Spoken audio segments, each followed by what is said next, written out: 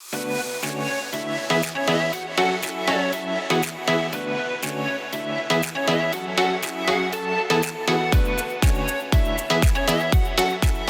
l'enterrement du Rav Moshe Feinstein, la famille s'est réunie dans la maison du Rav pour faire la semaine de deuil.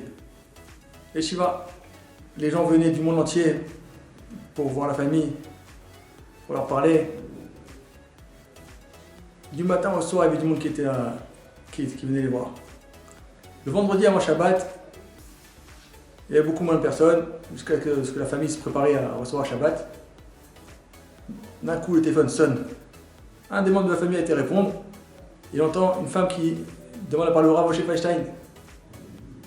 Et là, la personne dit: je suis désolé de vous annoncer que le Rav est décédé. Ah, la femme s'est mise à pleurer. Il dit: mais si vous voulez, il y a beaucoup de Talmidei Chachamim ici. Si vous avez une question d'Halakha, on peut vous répondre. Elle dit: ah, très bien, regardez, j'ai une question. Est-ce que vous pouvez me dire à quelle heure rentre Shabbat? Et là, la personne était à côté, au téléphone. Elle lui dit: quoi? Vous appelez la maison du Rav Moshe Feinstein pour savoir à quelle heure rentre Shabbat? Allez dans n'importe quelle librairie, vous achetez un calendrier, vous verrez l'heure. Et là, la femme s'est mise encore plus à pleurer.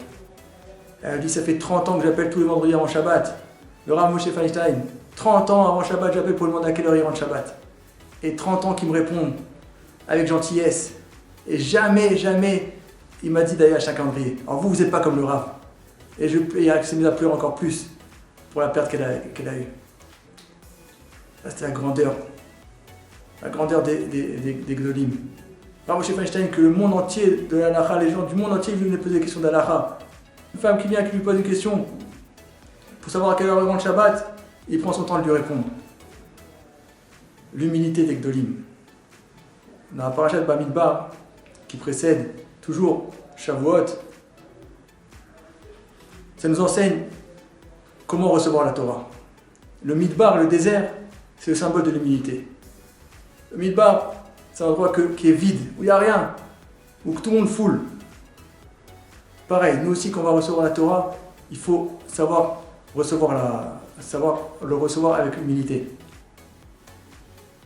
Dans le pasuk, le premier verset, on dit que Midbar Sinaï, sur le Har Sinaï. Quand beaucoup a voulu de la Torah au Bnei Israël, les montagnes elles se sont disputées.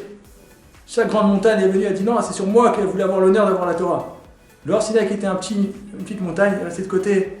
Elle n'a rien dit. Akadosh Baruch Hu, il a dit: sur le Har Sinaï, je donnerai ma Torah. Sur une montagne qui s'est restée de côté.